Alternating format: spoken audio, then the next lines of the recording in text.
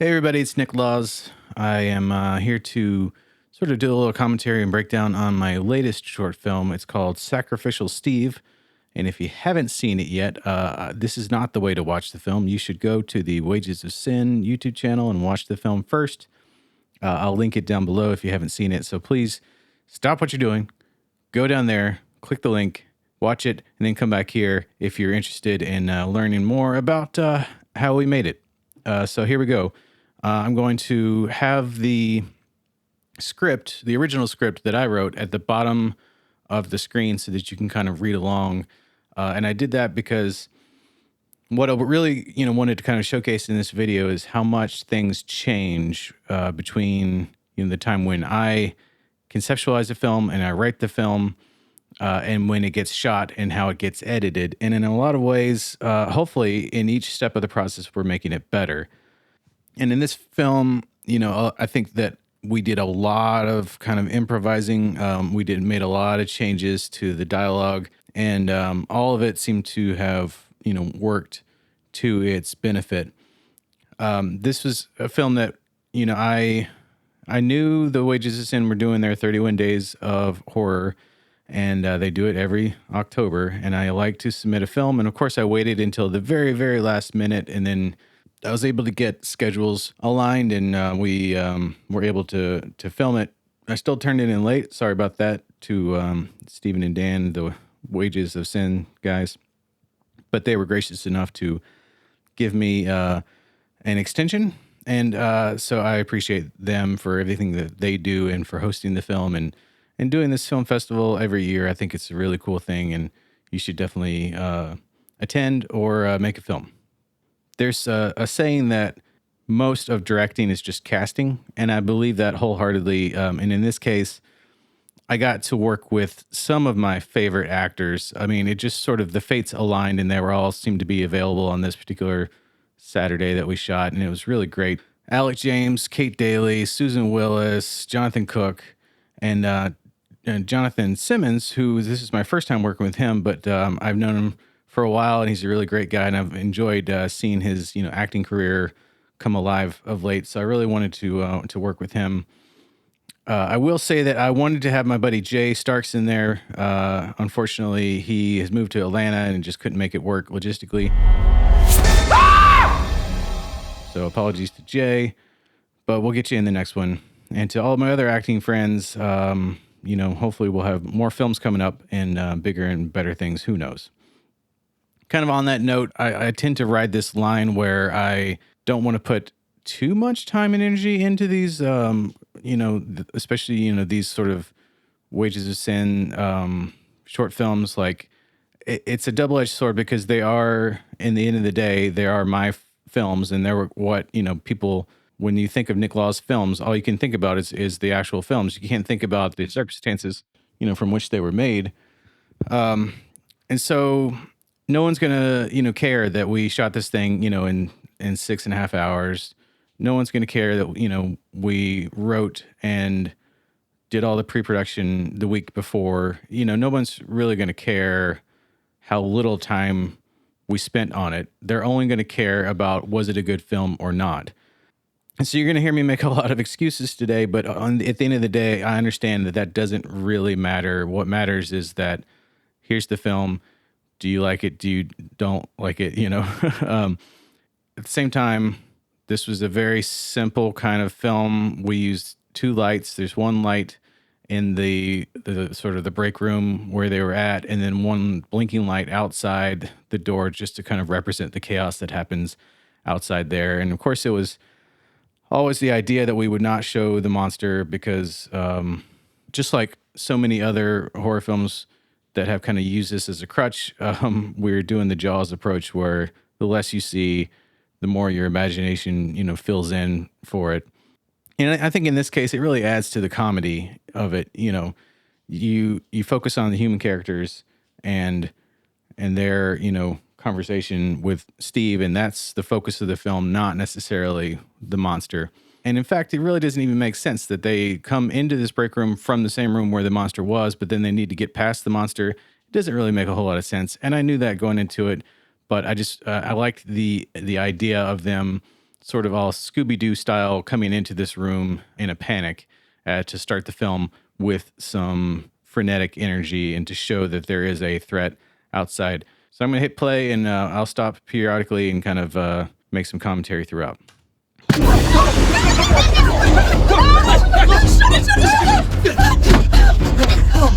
That was close. So close. What are we gonna do? Everybody shut up! Hey. I don't hear it. Is it still out there? I think it moved on.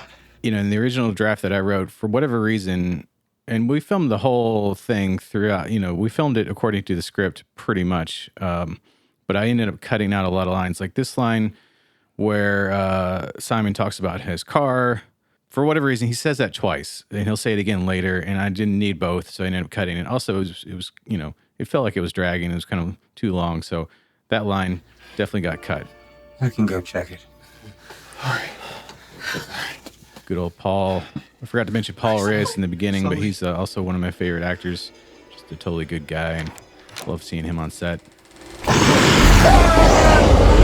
Now, this moment was probably the toughest in the entire short because, as you can see, you know, she gets splashed by a comical amount of blood. So originally I had asked my buddy Taylor Gary, who does great special effects makeup and special effects work, to come in and provide our blood splash. And she was unavailable. And but I leaned on Amy Widmer, and she did you know, the production design for this film. And so I said, you know, is this something that you think you can do? And she said, absolutely. And she did some tests, and she showed me, you know, video of how it turned out. She had like a Ziploc bag kind of mechanism with a string that would kind of rip open the bag, you know, as she's tossing it up. And it seemed to work really well. The door that you see behind Susan there, that door was covered in sort of a thin cardboardy kind of paper, and that I thought would have sort of a wood tone to it. It doesn't, you know, it's not meant to look like wood, but it looks like it might be an actual office door. And then we put that employees only sticker on it. But anyway, that's just to protect the door. And we also put plastic on the floor, and we put plastic in that cardboardy kind of stuff on the walls beside the door, so that anything that, you know, splashed wouldn't get on the walls, and we would have to, you know, clean that up. What happened really the first time that we did it was that all the blood went sort of straight up in the air to the wall above the door, right below the ceiling. And so basically none of it got on Susan, that whole first take. Oh, shit. Rig failed. Is it enough to clean up and go again? Back up, Susan. And so, okay, you know, we deal with it. So we cleaned up that as best we could, and then we got to take two, and then we ended up with some, just a plastic cup with some blood that Amy threw at Susan at the appropriate moment. I think we made it work, even if it wasn't perfect the first time. And then this was kind of their idea, was to pull her out of the door, you know, because she was so stunned, and I really appreciated that. He was not. He's going all that blood back. Oh. What are we going to do? We can't stay in here forever. I mean, she's wearing Dave. My car. It's the first of a good improv from Jonathan Cook there about she's wearing Dave. And here's the second time that Jonathan Simmons says, you know, my car is right outside. And so I ended up kind of keeping the second one and cutting the first line out just to kind of tighten it up. It's right outside. If we can cause a distraction long enough, we can make a run for it. And we had a whole bit about how, you know, he had a good parking spot, and Kate says, congratulations, you know, and that just didn't really work. So we cut that out and just sort of tightened it up. Oh, well, how do we do that? Let's look around. Maybe we can find something that'll help us get out of here, right? Yeah. Oh, come on. So we kind of had to do a little bit of improv here as well. Jonathan Simmons actually brought those cookies from home, and I had the idea that, you know, he's gonna, you know, we're in the break room, he's gonna take them and start eating them, and I really like that. And then this whole bit with Kate and Susan, where Kate offers Susan the hand sanitizer to kind of clean up a little bit, and of course, she What do you do? That doesn't you really What did get you much off of it with that. Right, I thought that was pretty funny. Oh, God. And then Great. We're so screwed. Jonathan's great line with the middle finger. I love that. You can see One some of of the us is distracted. posters that we made for that Go out there, cork board in the give it a little background. tickle, yeah. Hey, man, it's a suicide mission. No, wait, that could work, right? Because they could distract the thing, and we can make a beeline through the lobby for Simon's car, and then we pull up to the front door, pick him up, and then get the hell out of here. Yeah. Okay. But who's gonna do it? Steve. What? Then, of course, Oh, you gotta do that's it. the joke, and we were, of course, very careful not to show Steve beforehand. I don't think it's sort of like a secret that he was there, but, it's an audience reveal. Oh, there's another guy, and that's poor Steve, who, by the way, was played so well by Alec James, and I really do appreciate him for, kind of being the asshole. Man, No way. Why me? I think you know. Steve, come on. Don't make this weird, man. I honestly don't know. What the hell did I do? Well, it's not really anything you did. You kind of... Kind of what? Spit it out. What I think Greg is trying to say is that some of us feel that you're You're a dick. Oh, I was going to Okay, so that's the first joke, and I struggled with this, and I asked, a bunch of people, before I settled on it, but that's the first joke where someone sets it up, and then Simmons comes in there and says, "You're a dick," and then later Susan Willis is going to say, "Well, you're just kind of like," and then Kate is going to say, "You're an asshole," or whatever, and so that's two of the same joke back to back, and I.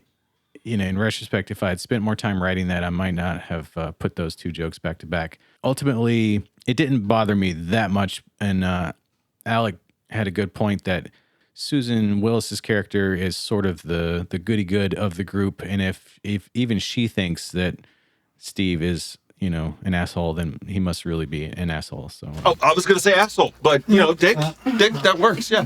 What? This is probably a terrible time to be discussing this, but the truth is, you're a piece of shit. Yeah. Well, I wasn't going to use such colorful language. Okay, well, Karen, HR then is dead. we and kinda I think this is the perfect time for improvised colorful this line fucking about language. HR being And dead. Steve is a real piece of shit. Honestly, I do feel better that we're finally getting this all out. Right? I think we all love that think- moment. Thank you. Unbelievable. You all think I'm an asshole? You know what? You guys are assholes. Ganging up on me like this, that's an asshole thing to do. Well, we don't need to get hostile here.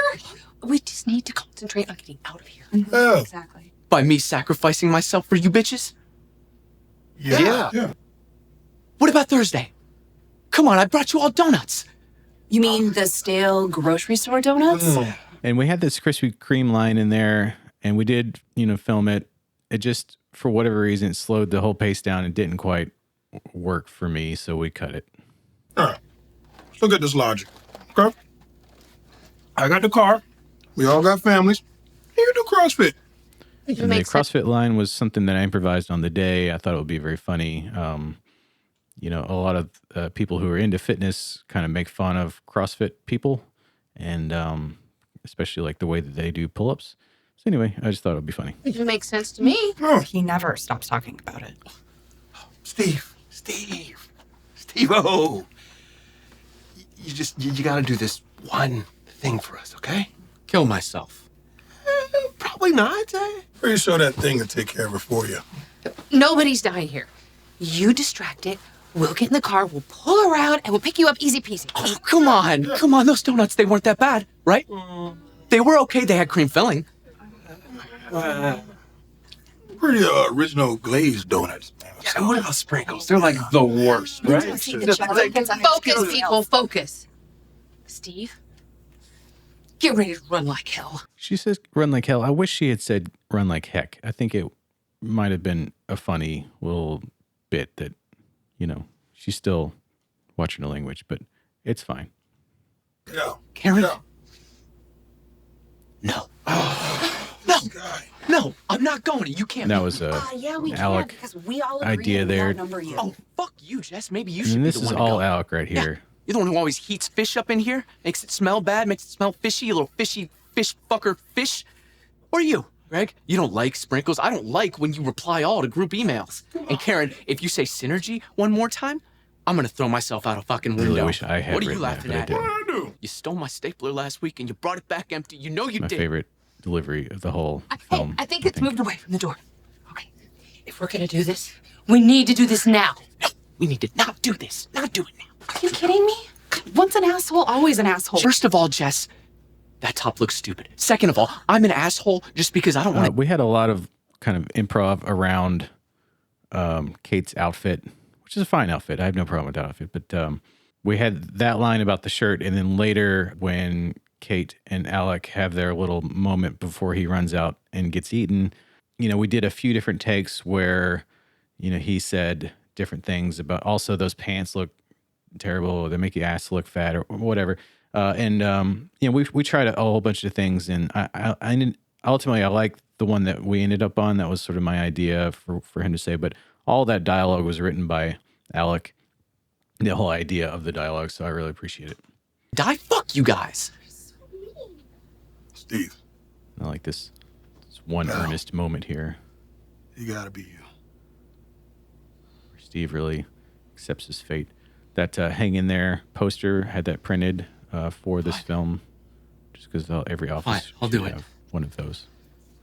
Just be ready with the car. Yeah. Unbelievable. And then, you know, so from here, this is where I had just, you know, I can do this. Steve runs out and dies. This is getting the Steve zone. What's happening? Steve zone. It's the zone for Steve. Steve zone. Zone for Steve. I can do this. I can do this. Alec came up with this and then See, that's why nobody likes you. Shut the kind of fuck up. improvised, you know, some of those lines and made sure to get them clean. It's Steve time, bitches. Come on. One, two, wait. Jess, look, I know what I said. Fish fucker and all, but I meant every word. All right. Makes me laugh every time. You ugly motherfucker! You know, a lot of fun with the sound design and trying to simulate a choking monster. And Wait, did that thing just choke on Steve? It sure looked like it. And in the original script here, you know, they were saying, "Oh, I'm going to miss Steve. He's not really that bad a guy." And we did film it that way, but we also filmed it where, yeah, but he really was an asshole. And I think, you know, that's Yeah, fuck that guy. what we ended up going with. It just ended up being a little bit funnier. So.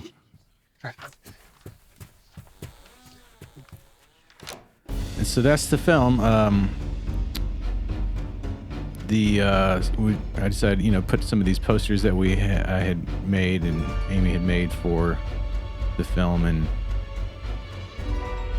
ultimately, you know, the issues that I have with the film. I mean, the lighting is okay, but not great. You know, I think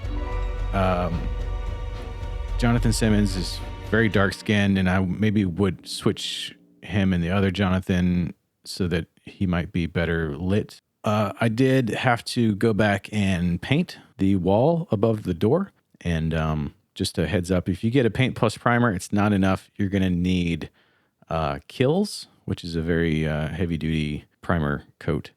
So you can see how much the actors really added to everything. They really took their dialogue and you know, that's part of my job is to both, you know, cast the right actors for the job, but also to encourage that level of improvisation and development of their character, you know, to kind of bring more to it. And then ultimately, at the end of the day, I take credit for all the cool stuff that all the actors, you know, wrote and brought to the table. But I really just wanted to say I do appreciate them. And you can see how much different it has been from the original script. And in my opinion, how much better it was than the original script. David Kaplan was kind of there at the office helping out, and we shot at the Brighton office. And he was nice enough to be there the whole time and take some behind-the-scenes photos, and also helped out with the, you know, editing and gave me some advice throughout the whole editing process, and I really appreciate having him and his help. And then we had my wife Stephanie brought tacos at the end of the shoot, and everybody enjoyed some delicious tacos, which is how every shoot really ought to end. And that was between that and the paint, and a little bit of money for Susan Willis's outfit that got blood on it.